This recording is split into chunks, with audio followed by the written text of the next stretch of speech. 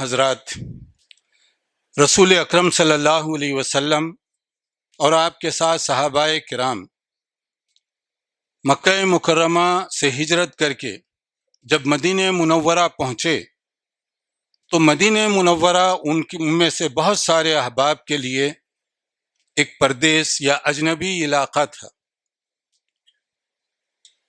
بہت سے احباب صحابہ کرام میں گھر بار، دھن دولت، کاروبار، تجارت، سب چیزیں چھوڑ کر یہاں پہنچے ہوئے تھے۔ تو رسول اکرم صلی اللہ علیہ وسلم کے سامنے مدینہ منورہ پہنچنے کے بعد بہت سارے مسائل، بہت سے ایشوز اور بہت سے چیلنجز تھے، اور ہر ایک ان میں سے ایسا تھا کہ فوری توجہ کا طالب تھا۔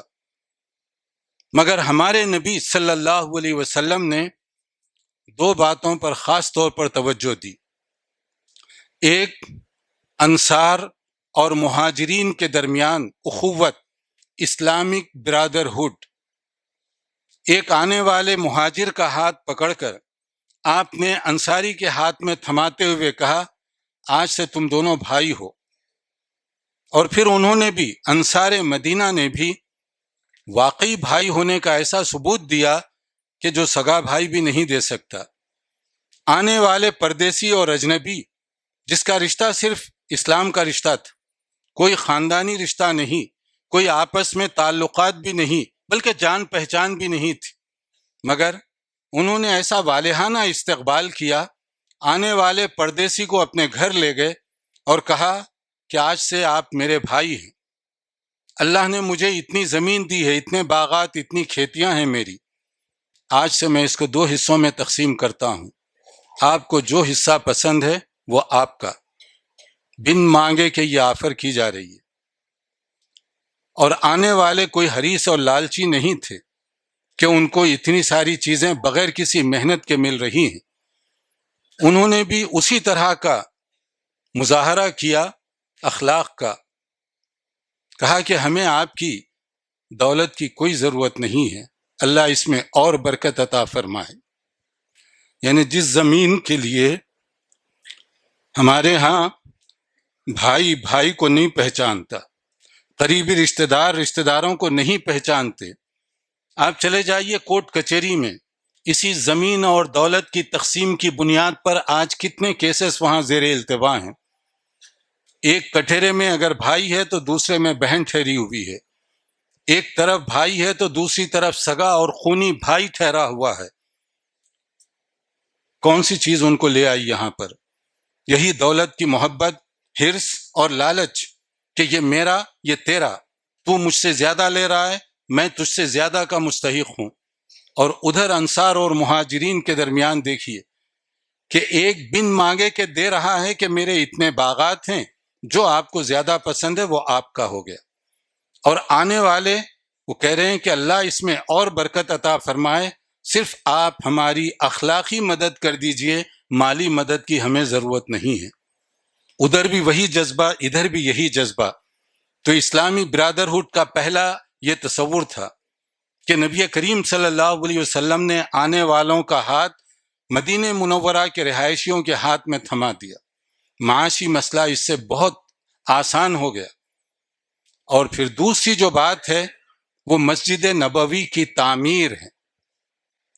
حالانکہ بہت سارے ایشوز تھے وہاں پر، بہت سارے چیلنجز تھے، مگر ہمارے نبی صلی اللہ علیہ وسلم نے جن چیزوں کو بہت زیادہ اہمیت کے ساتھ حل کرنے کی کوشش فرمائی، ان میں سے ایک مسجد کی تعمیر۔ مسجد کی تعمیر، اس کی آپ نے ضرورت کیوں محسوس کی؟ مسجد ہے کیا چیز؟ مسجد کے لیے آپ نے اتنی توجہ کیوں دی کہ آپ بنفس نفیس اس کی تعمیر میں شامل ہوئے؟ یہ آج ہماری گفتگو ہے، اس کو ہمیں سمجھنے کی ضرورت ہے۔ الحمدللہ اس شہر حیدرآباد میں آپ کہیں بھی چلے جائیے، بہت ساری مساجد ملتی ہیں۔ اللہ کا بڑا فضل و کرم ہے کہ مساجد خیر اور برکت کی علامت ہے، مساجد رشد و ہدایت کا مرکز اور ذریعہ ہونا چاہیے، مساجد دین اسلام کی تبلیغ اور ترویج کا راستہ لوگوں کو دکھانا چاہیے، مساجد تعلیم کا ایک بہترین ذریعہ ہے، مساجد رفاہی کام، ویلفیئر قسم کا کام جس سے مخلوق کو فائدہ پہنچے، اس کے بہت بڑے مراکز ہیں، ہونا تو یہ چاہیے تھا۔ مگر کیا واقعی ہماری مسجدیں ایسے ہی ہیں؟ اس کو پہلے سمجھیے کہ نبی کریم صلی اللہ علیہ وسلم نے جو مسجد کی تعمیر پر پہلے توجہ دی، اس سے آپ نے چاہا کہ یہ مسائل حل کیے جائیں کہ مسجد مسلمان کے لیے ایک سینٹرل پلیٹ فارم کی حیثیت رکھتی ہے۔ اگر مسجد نہ ہو تو مسلمانوں کا وجود دینی اعتبار سے بہت ادھورا اور ناقص ہو کر رہ جاتا ہے۔ اس لیے نبی کریم صلی اللہ علیہ وسلم نے سب سے پہلے مسجد یعنی سینٹرل پلیٹ فارم ان کے لیے تعمیر فرمایا کہ یہ مرکز ہے جہاں پر تم جمع ہو سکتے ہو۔ اس کی تعمیر میں آپ بنفس نفیس خود شامل تھے۔ رسول اکرم صلی اللہ علیہ وسلم اور صحابہ کرام نے مل کر وہ مسجد تعمیر کی، مگر مسجد نبوی بلڈنگ کے اعتبار سے، کنسٹرکشنز کے اعتبار سے بہت ہی کمزور قسم کی بلڈنگ تھی۔ اتنی کمزور تھی، اتنی خستہ حالت کی تھی وہ عمارت جو تعمیر ہوئی کہ اگر بارش ہو جاتی تو سید المرسلین خاتم النبیین صلی اللہ علیہ وسلم اگر سجدہ کرتے تو مٹی کے گیلا ہونے کی وجہ سے آپ کی پیشانی پر کیچڑ لگ جایا کرتا تھا۔ اس سے اندازہ کریں مسجد کی کیا حالت تھی ہوگی۔ اور بعض صحابہ کرام کہتے ہیں کبھی دھوپ کی شدت ہوتی تو ہم گرمی کی تمازت سے بچنے کے لیے اپنا رومال یا کپڑا یا کوئی چیز سجدہ گاہ کے سامنے رکھ لیا کرتے تاکہ آسانی سے ہم سجدہ کر سکیں۔ تو وہ مسجد نہ دھوپ سے بچا رہی تھی لوگوں کو، نہ ہی بارش سے بچا رہی تھی، مگر اس مسجد کے ذریعے سے جو نسلیں تیار ہوئی انہوں نے انسانی تاریخ کا دھارا بدل دیا، دنیا کی تاریخ، دنیا کی ہسٹری کا رخ موڑ دیا۔ وہ کون سے لوگ اس سے نکلے تھے؟ وہ کون سے صحابہ کرام اس سے نکلے تھے؟ صحابہ کرام، ان کی تاریخ کا ایک سرسری نظر جائزہ بھی لے لیں آپ تو آپ کو اندازہ ہوگا کہ کس طریقے سے انہوں نے رومن اور کسرا، اس زمانے کی جو سپر پاور طاقتیں تھیں، قیصر و کسرا، ان کو شکست دی۔ اسی مسجد سے نکلنے والے تھے جنہوں نے وہاں تک کا سفر کیا جہاں تک وہ جاتے تھے، جا سکتے تھے، اور جب انہوں نے دیکھا کہ آگے ٹھاٹیں مارتا ہوا سمندر ہے، وہاں رک کر سالار کو یہ کہنا پڑا صحابہ کرام کے کہ اللہ اگر مجھے معلوم ہو کہ اس سمندر کے آگے بھی تیری کچھ مخلوق بستی ہے اور ان تک دعوت نہیں پہنچی تو میں اپنے گھوڑے اس سمندر پر دوڑا دوں گا تاکہ کوئی آدمی اس دعوت حق سے محروم نہ رہے۔ وہ کیا جذبہ تھا ان کے اندر، جنہوں نے اس طریقے سے تاریخ کو بدل کر رکھ دیا، اور دنیا کی بڑی طاقتیں وہاں گھبرا رہی تھی۔ اور اسی کے ساتھ ایک اور مسجد تعمیر کی گئی جس میں نبی کریم صلی اللہ علیہ وسلم بھی شامل تھے، مسجد قباء۔ مسجد قباء وہ بھی بہت کچی عمارت تھی بلڈنگ کے اعتبار سے، مگر ہمارے نبی صلی اللہ علیہ وسلم ہفتہ واری بنیاد پر وہاں جایا کرتے تھے مدینہ منورہ آنے کے باوجود۔ اسی ایک مسجد میں یہ اہمیت ہے، اگر کوئی گھر سے صاف ستھری حالت میں نکلے اور وہاں جا کر 2 رکعت ادا کرے تو گویا کہ اس نے عمرہ کیا فضیلت اور ثواب کے اعتبار سے۔ مسجد قباء، اس کے رہنے والے، اس کے باشندوں کی اللہ تعالیٰ نے قرآن کریم میں تعریف فرمائی۔ سورہ توبہ کی بہت ساری آیات اس سلسلے میں آپ پڑھ سکتے ہیں۔ مگر اس کے قریب ایک اور مسجد بھی تعمیر ہوئی تھی۔ قرآن کریم میں اگر آپ غور کریں تو اسے مسجد زرار کے طور پر پیش کیا گیا۔ کنسٹرکشن، عمارت اور بلڈنگ کے اعتبار سے اس میں اور مسجد قباء دونوں کا علاقہ قریب قریب تھا، بہت زیادہ فرق نہیں تھا۔ ایک مسجد میں آپ کو جانے کا حکم دیا گیا اللہ کی طرف سے، ایک مسجد میں نماز ادا کرنے کا ثواب عمرے کے برابر قرار دیا گیا، اور اس کے قریب جو دوسری مسجد تھی اس کو گرایا گیا، منہدم کیا گیا۔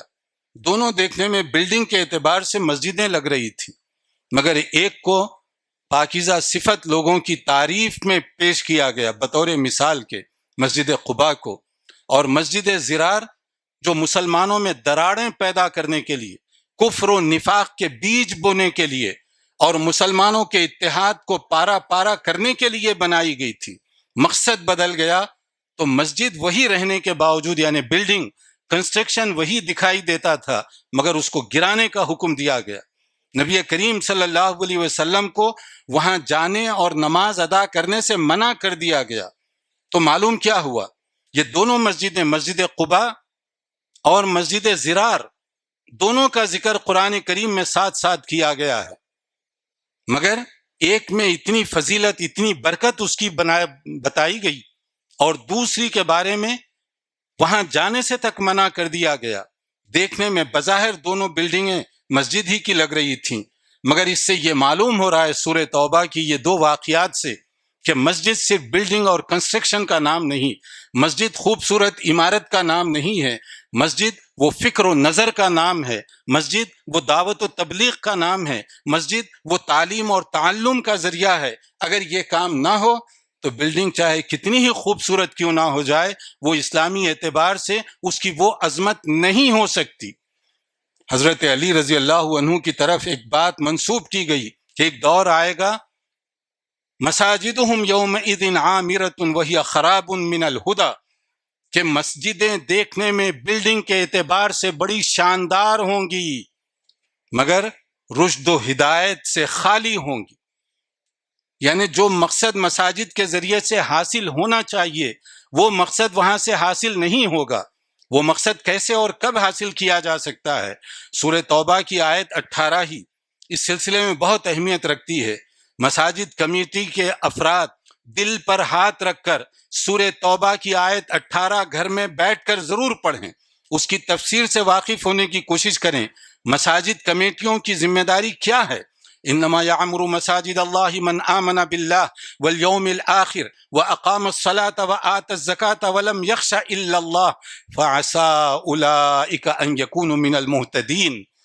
یہ ہے معیار، یہ مسجد کمیٹیوں کی مینار پر یا کم سے کم مسجد کمیٹی کے ذمہ داروں کے سامنے ہونا چاہیے کہ مسجد کی تعمیر، اس کا انتظام و انصرام کرنے والے سب سے پہلی اور فنڈامنٹل کنڈیشن یہ ہے کہ وہ خود توحید کے متوالے ہوں، اللہ کی محبت ان کے دل اور دماغ میں راسخ ہو چکی ہو، وہ نمازی ہوں، وہ زکوٰۃ ادا کرنے والے ہوں، ان کا دل اور دماغ اللہ کے علاوہ کسی اور کے آگے جھکنے والا نہ ہو، وہ اللہ سے ڈر کر کوئی کام کرنا چاہتے ہوں۔ مخلوق کیا دے سکتی ہے؟ آپ کی واہ واہ کر دے گی۔ جہاں 10 آدمی آپ کی تعریف کریں گے وہاں 2-4 آدمی آپ کی توہین بھی کرنے والے وہیں پر کھڑے ہوئے ہوں گے۔ تو لوگ کیا دے سکتے ہیں آپ کو؟ نادان ہوگا وہ آدمی جو لوگوں سے واہ واہ کروانے کے لیے، لوگوں کی خوشنودی کے لیے کوئی کام کرے، اور سعادت مند ہے وہ شخص جو اللہ رب العالمین کی خوشنودی حاصل کرنے کے لیے کوئی کام کرے۔ خلوص کی بنیاد پر کوئی کام کیا جائے، اگر خلوص کی بنیاد پر ایک جھونپڑی بھی بنائی جائے وہ بہت ہی زیادہ شاندار عمارت سے کہیں زیادہ اہمیت رکھتی ہے، کیونکہ یہاں کون کیسی خوبصورت عمارت بنا رہا ہے اس کی اہمیت نہیں، بلکہ اس کے پیچھے جو جذبہ ہے، اس کے پیچھے جو خلوص کار فرما ہے اس کی زیادہ اہمیت ہے۔ تو بتایا جا رہا ہے کہ مساجد کمیٹیوں کے اندر یہ چیزیں ہونی چاہیے۔ تو چند بنیادی جو باتیں ہیں وہ ہمارے سامنے ہونی چاہیے۔ پہلی اور بنیادی چیز وَأَنَّ الْمَسَاجِدَ لِلَّهِ فَلَا تَدْعُوا مَعَ اللَّهِ أَحَدًا، مسجدیں اللہ کا گھر ہیں، یہاں پر عظمت، کبریائی، بڑائی، برتری صرف اللہ وحدہ لا شریک کے لیے سزاوار ہے، میری آپ کی کسی اور XYZ کی تعریف نہیں۔ مسجدیں اللہ کا گھر ہیں تو اللہ وحدہ لا شریک کا کلمہ یہاں سے بلند ہونا چاہیے۔ تعریف، توصیف، برتری، بزرگی صرف اللہ وحدہ لا شریک کے لیے سزاوار ہے۔ تو مسجد کا جو بنیادی اور اساسی جو پوائنٹ ہے وہ اللہ تعالیٰ کی توحید، اللہ کے بندوں کو اللہ کی عبادت گاہ سے قریب لانا ہے۔ اور جیسے حدیث میں کہا گیا کہ کچھ ایسے نیکوکار لوگ ہوں گے وَقَلْبُهُ مُعَلَّقٌ بِالْمَسَاجِدِ، جن کے دل مساجد کے ساتھ لگے ہوئے ہوں گے۔ مسجد کے باہر وہ نکلیں بے چینی محسوس کریں اور ان کی کوشش ہو کہ زیادہ سے زیادہ میرا وقت مسجد کے ساتھ لگ سکے، مسجد میں گزر سکے، مسجد کی میں خدمت کروں تو آنر سمجھ کر، اعزاز سمجھ کر، اللہ کو راضی کرنے کے لیے اور اسی سے اجر و ثواب لینا میرا مقصود ہو۔ ورنہ ایسے بھی بہت سارے لوگ ہیں، جیسے سورہ زمر میں کہا گیا اللہ کا ذکر، اللہ کی برتری، اللہ کی عظمت وہ سننا نہیں چاہتے۔ وَإِذَا ذُكِرَ اللَّهُ وَحْدَهُ اشْمَأَزَّتْ قُلُوبُ الَّذِينَ لَا يُؤْمِنُونَ بِالْآخِرَةِ، جن کا آخرت پر یقین نہ ہو وہ دنیا میں کیش بینیفٹ لینا چاہتے ہیں، یعنی نقد فائدہ۔ میں اگر 2 روپے دوں تو کم سے کم 4 بار مائک سے میرا نام اس کا اعلان کیا جائے۔ میں اگر کوئی کام کروں، فلاں صاحب نے یہ کیا، فلاں نے کیا، فلاں نے کیا، لوگوں سے کریڈٹ لینا، یہ بعض لوگوں کا مقصد ہوتا ہے۔ لیکن اللہ والے نیکی کا کام کرتے ہیں اس طرح کسی دوسرے کو خبر تک نہ ہو۔ اسی شہر میں کچھ ایسی مسجدیں بھی بنائی گئیں بنانے والوں نے جن کے نام ہمیں نہیں معلوم، مگر جب تک وہ مسجد میں باقی رہیں گی ان کو برابر اس کا ثواب ملتا رہے گا۔ یہ ان کے حق میں صدقہ جاریہ ہے۔ ہم ان کا نام نہیں جانتے، مگر اللہ جو عالم الغیب ہے وہ ان کے نام سے باخبر ہے۔ ایک بندہ بھی اس سے فائدہ اٹھا رہا ہوگا، برابر اس کا ثواب ان کو ملتا رہے گا۔ اسی علاقے میں دیکھ لیجئے، اسی مسجد یا اس کے آس پاس میں دیکھ لیجئے کتنے لوگ ہیں جنہوں نے اپنی زندگی کھپا دی لوگوں کو دین کی طرف لانے کے لیے، لوگوں کو کلمہ حق بتانے کے لیے۔ شاید ہم میں بہت سارے لوگ ان کے نام بھی نہ جانتے ہوں، مگر اللہ جو عالم الغیب ہے وہ جانتا ہے۔ اللہ ان سب کی مغفرت فرمائے۔ اور کچھ لوگ جو کچھ کرتے ہیں وہ چاہتے ہیں کہ دنیا میں اس کا فائدہ فوری طور پر اٹھا لیا جائے۔ اور دوسری چیز مسجد، صلاۃ، اقامت صلاۃ کا ایک بہترین ذریعہ، جماعت کے ساتھ نماز ادا کرنا مسلمان مرد کے لیے ضروری ہے، سوائے اس کے کہ کسی کے پاس جینیون ریزن ہو، یعنی عذر معقول شرعی عذر، اسی کی بنیاد پر وہ گھر میں نماز پڑھ سکتا ہے۔ ورنہ عہد نبوی میں، عہد صحابہ میں جو آدمی مسجد میں جماعت کے ساتھ نہ آئے یہ سمجھا جاتا کہ شاید وہ شدید بیمار ہے جو مسجد میں نہیں آ سکتا، یا نہیں مسافر ہے، وہ تجارت یا کسی اپنی کاروبار کے سلسلے میں گیا ہوا ہوگا اس لیے مسجد سے غیر حاضر ہے۔ ورنہ ایک مسلمان مسجد کے قریب رہے اور مسجد سے غیر حاضر رہے، یہ ممکن نہیں ہے۔ جو دین اور جو مسجد کی اہمیت سے واقف ہو تو ایک چیز اقامت صلاۃ، دوسری مساجد کے ذریعے سے تعلیم و تعلم، سیکھنا سکھانا، یہ بہت بڑا ذریعہ ہے مساجد سیکھنے اور سکھانے کا۔ سب سے پہلے دین اور دین کی بنیادی باتیں، اس کا علم مسلمان کے لیے ضروری ہے، اور یہ علم حاصل کرنے، یہ علم پہنچانے کا بہترین ذریعہ مسجدیں ہیں۔ مسجد نبوی وہ صحابہ کرام کے لیے ایک بہترین درسگاہ تھی، وہاں پر صحابہ کرام کی تربیت ہو رہی تھی، ان کی تعلیم وہاں سے دی جا رہی تھی۔ اور یہاں میں ایک اور بات بھی کہہ دوں، معاشرے کا نصف آخر خواتین ہیں۔ خواتین، ان کے لیے بھی اگرچہ کہ مسجد میں نماز عورتوں کے لیے فرض نہیں، مگر مسجد کے دروازے خواتین کے لیے شرعی طور پر احادیث کی روشنی میں کھلے رہنا چاہیے۔ میں نہیں، نبی کریم صلی اللہ علیہ وسلم کا ارشاد گرامی ہے، صحیح بخاری کے الفاظ ہیں، لا تمنعوا اماء اللہ مساجد اللہ، اللہ کی بندیوں کو مسجدوں میں آنے سے منع نہ کرو، نہ روکو۔ آپ کہتے ہیں، میں کہتا ہوں، فلاں اور فلاں کہتا ہے کہ مسجد میں نہیں آنا چاہیے۔ رسول اکرم صلی اللہ علیہ وسلم، سید المرسلین، خاتم النبیین صلی اللہ علیہ وسلم فرما رہے ہیں مت روکو، مت روکو مساجد میں اور آنے سے عورتوں کو۔ اور آپ کہتے ہیں کہ میں روکوں گا، یا فلاں اور فلاں صاحب کہتے ہیں کہ میں روکوں گا۔ آپ نبی کریم صلی اللہ علیہ وسلم سے زیادہ دین کو سمجھنے والے یا حکمتوں کو سمجھنے والے، عہد نبوی میں نبی کریم صلی اللہ علیہ وسلم صحابہ کے ساتھ موجود ہیں، اور اکثر صحابہ آپ سے دین سیکھ رہے ہیں۔ کچھ خواتین نے ایک شکایت کی، پیار بھری شکایت۔ کیا تھی شکایت؟ خواتین کی یہ شکایت تھی، کیا تھی؟ انہوں نے کہا ہمیشہ آپ کے اطراف مرد حضرات بیٹھے ہوئے ہوتے ہیں، بہت سارے مسائل ہم آپ سے پوچھنا چاہتے ہیں، آپ اگر ممکن ہو تو ہمارے لیے الگ سے وقت مختص کر دیجئے جس میں مرد حضرات نہ آئیں، کم سے کم ہم آپ سے سوالات کر سکیں، ہم آپ سے دین سیکھ سکیں۔ یہ دین سیکھنے کا جذبہ تھا خواتین میں۔ کتنے ایسے مسائل ہیں، ام المؤمنین عائشہ رضی اللہ تعالی عنہ کا احسان ہے مسلمانوں پر، امت پر، لوگوں پر، کتنی ایسے مسائل ہیں جو ام المؤمنین عائشہ رضی اللہ عنہا کے ذریعے سے ہم تک پہنچے، وہ سیکھتی بھی تھیں، سکھاتی بھی تھیں۔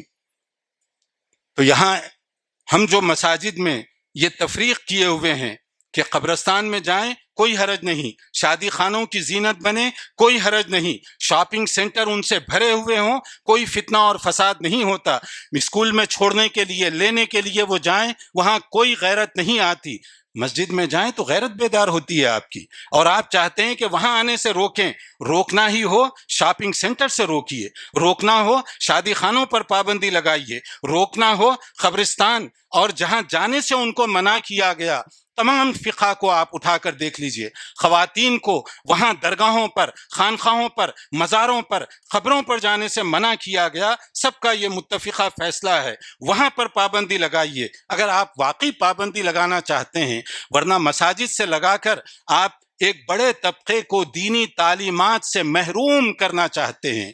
سیکھنے اور سکھانے کا ذریعہ خواتین کے لیے بھی ضروری ہے، چاہے وہ جمعہ کے خطبات ہوں، دروس ہوں یا کوئی اور اجتماع ہو، اور اسی طرح سے مسجد یہ تعلیم کے علاوہ دین کی تبلیغ، ترویج و اشاعت، دعوت، اس کا ایک بہترین ذریعہ ہے۔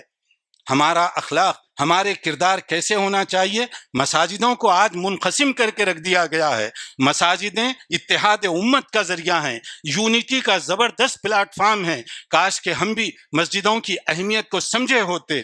آپ دیکھیے، ایک میں مثال دیتا ہوں، سمامہ بن اسال ایک بہت مشہور شخصیت کا نام ہے، عرب دنیا کے بہت بڑے تاجر تھے، بہت بڑے تاجر، کر و فر ان کا بڑا زبردست قسم کا تھا، بڑے شان و شوکت کا شخص تھا وہ، اور رسول اکرم صلی اللہ علیہ وسلم کا شدید مخالف۔ ایک موقع پر گرفتار ہوئے، اور گرفتار ہونے کے بعد رسول اکرم صلی اللہ علیہ وسلم کی خدمت میں ان کو پیش کیا گیا۔ یہ وہ شخص تھا جو نبی صلی اللہ علیہ وسلم کی مخالفت میں بے انتہا کوشش کرتا۔ اب لوگوں نے سمجھا اس کا تو اب کام ختم کر دیا جائے گا، کیونکہ ایک تو اثر و رسوخ کا آدمی اور دوسرے یہ کہ شدید مخالف، تو کیا ہوگا؟ مگر ہمارے نبی صلی اللہ علیہ وسلم کی حکمت اور دانائی دیکھیے کیسی تھی۔ آپ نے کہا ان کو مسجد میں رکھو۔ سن لیجیے ایک بار پھر، سمامہ مسلمان نہیں تھے اس وقت، وہ نبی کے مخالف تھے، کہا گیا مسجد میں رکھو ان کو، کھانے پینے کا انتظام مسجد میں کرو۔ مدینہ منورہ میں رہائش کی کمی نہیں تھی اس وقت، مگر حکمت بعد میں سمجھ میں آئی کہ جب مسجد میں رکھنے کا حکم دیا گیا، ایک دن گزرا، انہوں نے قریب سے دیکھا صحابہ کرام کو، نبی صلی اللہ علیہ وسلم کو، اخلاق و کردار کو۔ یہ ہمارے اخلاق بولنا چاہیے، صرف کتابوں میں لکھنے سے بات نہیں بنے گی، ہمارا کردار کیسے ہو۔ ایک دن گزرنے کے بعد نبی صلی اللہ علیہ وسلم نے پوچھا کیا حال ہے سمامہ تمہارا؟ بڑے کر و فر سے اس نے جلالی انداز کا جواب دیا، کیا آپ اگر مجھے قتل کرنا چاہتے ہیں؟ پہلے اس نے کہا کچھ مال چاہیے، لے لو مال، آزاد کرنا چاہیں تو آزاد کر دو، میں بھی آپ کے ساتھ اچھا سلوک کروں گا، اگر قتل کرنا چاہتے ہیں ان تقتل ذا دمین، سوچ سمجھ کر حملہ کرنا، میں صاحب قبیلہ ہوں، میرا خون رائے گا نہیں جائے گا، قید میں کہاں ہے، کس کے سامنے کیا زبان استعمال کر رہا ہے، میں اور آپ اگر اس طرح کی زبان اور لہجہ سنتے مخالف کا، کیا کرتے؟ مگر ہمارے نبی صلی اللہ علیہ وسلم نے کہا ایک دن اور رکھو۔ دوسرا دن گزر گیا، پھر آپ نے پوچھا، وہی ٹون وہی لہجے میں اس نے جواب دیا، مانگتے ہو کچھ مال پوچھ لو، آزاد کرتے ہو تو آزاد کر دو، نہیں تو قتل کرنا ہو تو قتل کر دو۔ آپ نے کہا ایک اور دن رکھو۔ تیسرا دن جب گزرا تو وہی انداز سے اس نے جواب دیا، پہلے دن کا جو جواب تیسرے دن بھی۔ آپ نے کہا کہ آزاد کر دو ان کو۔ صحابہ کو بڑا تعجب ہوا، اتنا بڑا دشمن بڑی مشکل کے ساتھ ہاتھ آیا اور آپ فرماتے ہیں کہ اس کو آزاد کر دیں، اور 3 دن آپ کی گستاخی کرتا رہا۔ مگر حکمت نبوی صلی اللہ علیہ وسلم، جب آزاد کیا گیا کچھ دیر تک وہ گیا، پھر اس کے بعد واپس آیا ریورس آرڈر میں۔ صحابہ کو اور تعجب ہوا، اب کیوں واپس آ رہا ہے؟ اس نے کہا اشہد ان لا الہ الا اللہ، میں اسلام قبول کرنے کا اعلان کرتا ہوں۔ بڑا تعجب ہوا کہ ابھی تک تم گستاخی اور بے ادبی کا لہجہ اختیار کر رہے ہو، اور پھر آزاد کرنے کے بعد واپس آ کر کیوں کلمہ پڑھ رہے ہو؟ اس نے کہا سنیے، میں ایک بہت صاحب اثر و رسوخ آدمی ہوں. میرے دل و دماغ میں اسلام اور نبی کی خلاف شدید نفرت بھری ہوئی تھی. جب میں پہلے دن آیا، آپ لوگوں کو میں نے دیکھا اٹھتے بیٹھتے، آپ کے اخلاق، آپ کے کردار، یہ اخلاق کی خوشبو. پہلے دن میری غلط فہمیاں دور ہو گئی تھی کہ اسلام وہ نہیں جو مجھے بتایا گیا تھا. اسلام تو محبت کا پیغام دیتا ہے، اخلاق سکھاتا ہے، اخوت کا درس دیتا ہے. دیکھو کیسے یہ لوگ رہ رہے ہیں آپس میں ایک دوسرے کے ساتھ. سید المرسلین کا اتنا اونچا مقام، مگر صحابہ کے ساتھ شیر و شکر بن کر بیٹھے ہوئے ہیں. یہ دل میں بات اتر گئی تھی. مگر میں نے جو لب و لہجہ استعمال کیا، وہ دیکھنا چاہتا تھا کہ نبی صلی اللہ علیہ وسلم اپنی ذات کے لیے یہ کام کر رہے ہیں یا اس کے پیچھے واقعی دین اور اللہ کی عظمت ہے. اگر میں نے جو لب و لہجہ استعمال کیا، دنیا دار آدمی ہوتا تو میرے ٹکڑے ٹکڑے کرنے کا حکم دیتا. مگر یہ واقعی اللہ کے نبی ہیں، میری گستاخی کے باوجود میرے ساتھ ہمدردی کا مظاہرہ کیا. پہلے دن میرے دل میں آپ کی محبت بس گئی تھی. 2 دن تو میرے زائد لگ گئے. اور پھر میں گیا کیوں اور واپس کیوں آیا میں؟ اس لیے کہ کوئی آدمی کل یہ نہ کہے کہ سمامہ قید کے ڈر سے مسلمان ہوا ہے. جب آپ نے آزاد کیا، میں ایک آزاد شہری کے حساب سے کچھ قدم چلتا رہا تاکہ دنیا گواہ رہے کہ اب میں آزاد ہوں. اب میں واپس آ کر کلمہ پڑھ رہا ہوں، آزاد شہری اور اپنی مرضی سے پڑھ رہا ہوں، کسی دباؤ اور جبر کی تحت نہیں پڑھ رہا ہوں. ذرا اس واقعے کو اپنے سامنے رکھیے. آج اگر ہم میں کوئی غیر مسلم آ کر ایک دن گزارے، کیا وہ دین قبول کر لے گا؟ ہمارے اخلاق اس قابل ہیں کہ وہ دین سے متاثر ہو؟ اگر نہیں تو پھر میرے اور آپ کو اثر نو جائزہ لینا چاہیے. ہم کس دین کی دعوت دے رہے ہیں؟ کھولیے مسجد کے دروازے غیر مسلموں کے لیے. اگر مسجد نبوی میں سمامہ جو کہ غیر مسلم تھا اس کو رکھا جا سکتا ہے، میری اور آپ کی مسجد اس سے زیادہ مقدس ہو گئی. کیا غیر مسلم یہاں دین سیکھنے نہیں آ سکتا؟ کیا اس کو تعلیم کی ضرورت نہیں ہے؟ ہم نے اس کے دروازے بند کر دیے اور پھر مسجد کا ماحول ایسے کہ یہاں لڑائی جھگڑا، اختلاف اور نفرت. یہاں سے تو پھول برسنا چاہیے، کانٹے نہیں. اور اسی طرح سے مساجد رفاہی سوشل ویلفیئر کام کا ایک بہترین ذریعہ ہیں. الحمدللہ کچھ مساجد والوں نے یہ اہتمام کیا کہ مساجد کے ذریعے سے ہم یہاں کے علاقے کے ضرورت مندوں کی خبر گیری کریں گے. بہت اچھا جذبہ ہے، لیکن اس کو عام کرنے کی ضرورت ہے کہ مساجد کے ذریعے سے علاج معالجے کی سہولت کی جائے گی، مساجد کے ذریعے سے ضرورت مندوں کی خبر گیری کی جائے گی، چاہے اس کا مذہب کوئی بھی ہو. انسان تو ہے وہ. جب انسان ہے تو ہماری ہمدردی کا محتاج ہے. اگر وہ غریب ہے، کھانے کا محتاج، کپڑے کا محتاج ہے، دواؤں کا محتاج ہے، مساجد کے ذریعے سے اس کا انتظام ہو تو کیا ہی اچھی بات ہوگی. تو ہماری مساجد رشد و ہدایت کا گہوارہ صرف الفاظ سے نہیں، اپنے کردار کے ذریعے سے بنے گی. کیا ہی اچھا ہو کہ جمعہ کے دن جو کلیکشن ہو اس میں یہ بھی لکھا ہو کہ علاقے کے غریبوں کے علاج کے لیے اتنا پیسہ خرچ کیا گیا، علاقے کے لوگوں کے کپڑوں کے لیے یہ پیسہ خرچ کیا گیا. اگر اس جذبے کے ساتھ ہم مساجد رن کریں گے، عمارت کی ضرورت نہیں ہوگی، وہ فکر کئی لوگوں کو مساجد میں لانے کا سبب بنے گی. اللہ مجھے اور آپ کو سب کو دین اسلام کی تعلیمات کو سمجھنے اور اس پر عمل کرنے کی توفیق عطا فرمائے. اللہ جو لوگ دنیا سے گزر چکے ان کی مغفرت فرمائے، اور جو بیمار ہیں ان سب کی اللہ تعالیٰ ان کو شفا عطا فرمائے. استغفر اللہ العظیم لی ولکم ولسائر المسلمین من کل ذنب فاستغفروہ انہ هو الغفور الرحیم.